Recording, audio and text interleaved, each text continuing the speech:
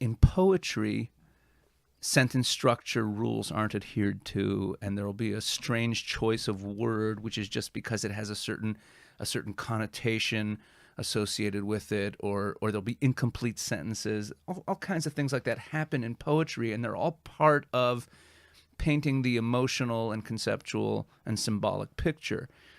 And Psalms is divine poetry. It's prophetic poetry. And what I found that the translators were constantly trying to clean up all of the incomplete sentences or strange grammar or awkward syntax that comes from it being poetry. So in a sense, they were making it less poetic.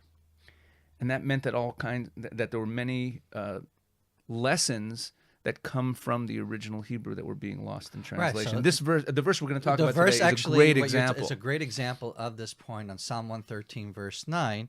The way you translate the verse, he makes a barren woman who dwells in a home into a joyful mother of children. Praise God. Well, that's the standard translation. That's the standard That's one. the standard translation. Let's say it again. Okay, he makes a barren woman who dwells in a home into a joyful mother of children. Praise God.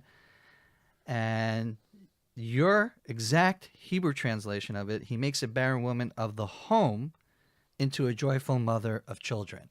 Right. So let's just focus, for the listeners on exactly what I changed.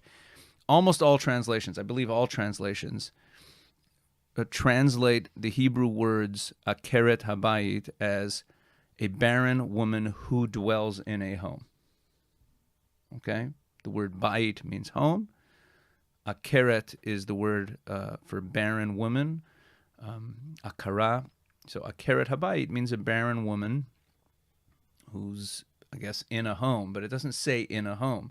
So they all translate it that way. So translators decided to, because they're uncomfortable of what this really means, they added the word dwell. Right. And their discomfort is, what is a barren woman of the home? So they want to, that sounds a little weird. We don't say that. That doesn't sound like a normal phrase. So they clean it up a little bit and make it sound more rational and turn it into a barren woman who dwells in a home. But the word dwell does not appear in the verse at all.